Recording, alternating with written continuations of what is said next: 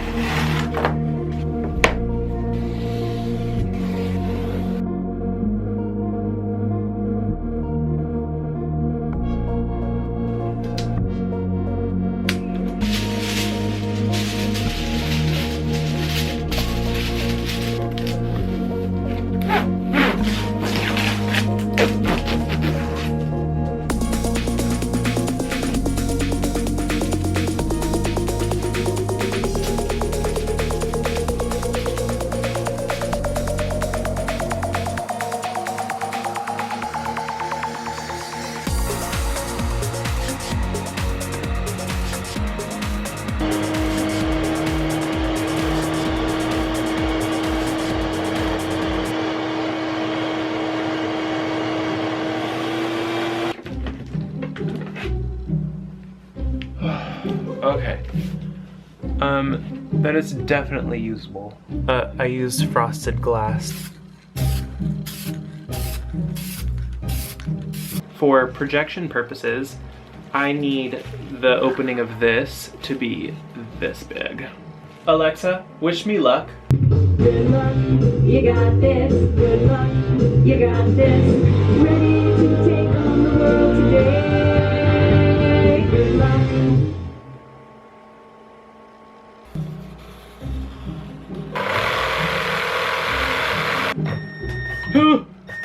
Uh-oh.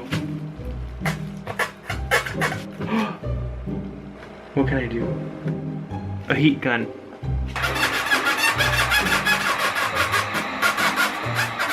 Dear Lord, please help me. Change the laws of physics for 2 seconds. Okay, I did it, but I'm never doing it again. So I have to make it waterproof, and I'm using this jug lid. You can find them at Home Depot for 10 bucks. I cut out a piece of plexiglass, a circle that will fit in here. So this is the lid. I water sealed it. It's a little sloppy. I messed up a little bit, but that's okay. It's not gonna affect any of the projection.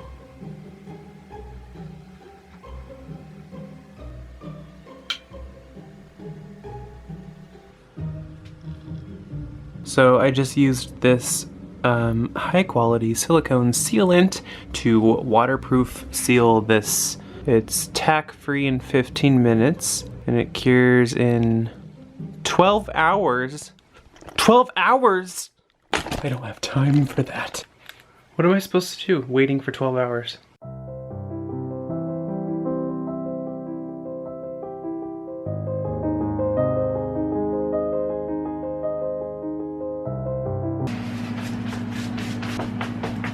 Okay, so I added some of these on the top too, so that it could support the table.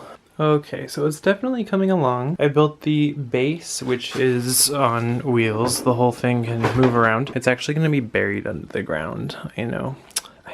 So I have this beautiful large vase, and I'm gonna steal that. It's fine. I'm just gonna steal my own stuff. See? Now I have some legs. Well, I made a little stand for it. I think it looks pretty cool.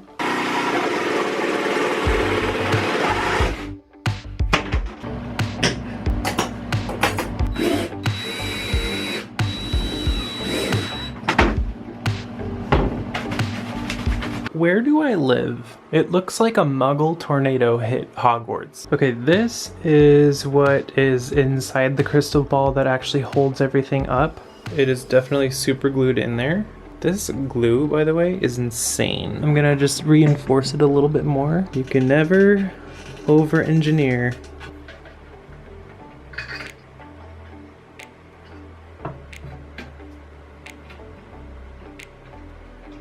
I can at least start testing the angles. This is the worst part because it's so complicated because you can adjust the mirror, the mask, the crystal ball, that mirror, the projector, and you can adjust where the video is on the screen. It's a lot. This is actually the 45-degree angle mirror down here, which is really cool. You can see you can actually align the face that way. In order to keep her face completely still, we put something behind her head, but there's still a little bit movement. I literally used a dry erase marker to put on my computer screen where the face needs to stay. If the face moves out in the next shot, I literally edit it to move it back in. That way the whole video, the face is always in the same position, so I don't have any issues when it's being projected. But it actually looks pretty good.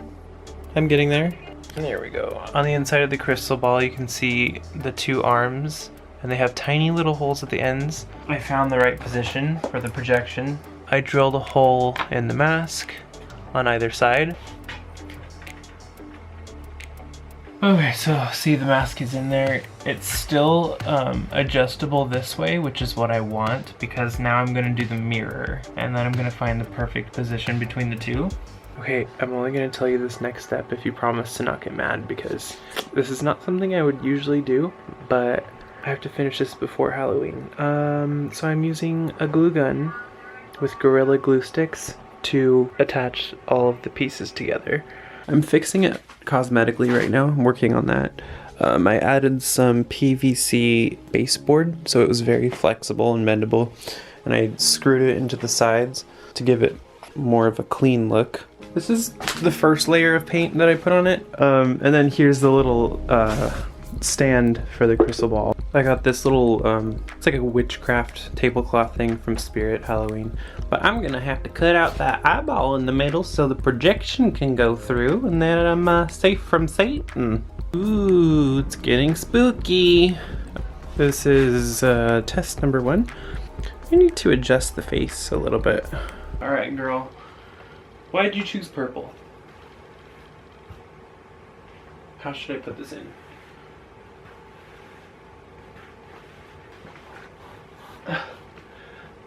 This is really awkward. The hair cannot block this mirror right here. I'm gonna have to take some of the locks that are on the inside, literally glue them to the wall of the crystal ball. I'm running out of time, so I think I'm gonna try to add the water now and see what happens to the hair.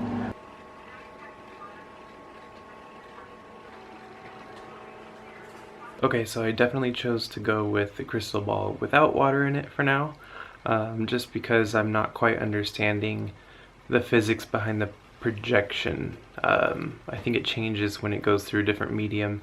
I think when there's water in the sphere, I think it magnifies it in a different way and it makes the face look more distorted. I probably can fix that with either editing or making the mask more narrow. I ran out of time, so I had to go with no water for now.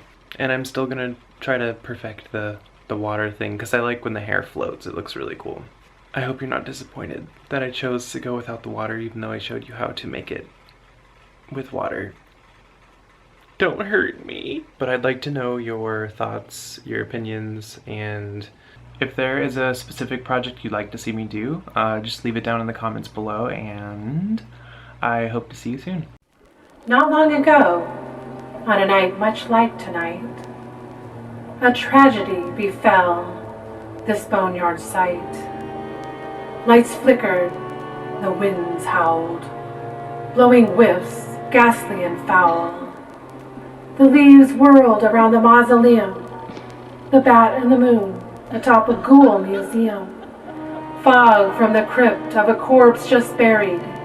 They call this home San Martin Cemetery. 31 years past this very Halloween, a tremor rumbled through this tragic scene. I was over there, placing flowers with grace on my sweet Al's final resting place.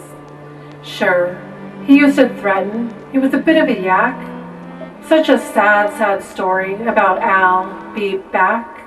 He vowed to come back and do harm to us all, so we buried him naked with no clothes at all. So as I lay the flowers on my love forsaken, the lights flickered and the grounds were shaken. Then I heard gunshots, maybe a pair. A body flew by, but his boots were still there. A drinker, a gambler, our friend, empty boots. His luck had run dry, and now he's a recruit. He led a full life of gambling and booze, till somebody shot him right out of his shoes. A nice guy he was, but he did have some troubles. Not enough aces, and too many doubles. Now there I was at Albie's tomb, when the ground sprang forth a bright green ooze. Then I turned and I saw that Al had come back, naked as promised. Shall we leave it at that? So it is only here, just in this graveyard, that the strange glowing drink only goes so far. It brings these corpses to life on Hallows Eve, each year for 31 now, if you're prone to believe.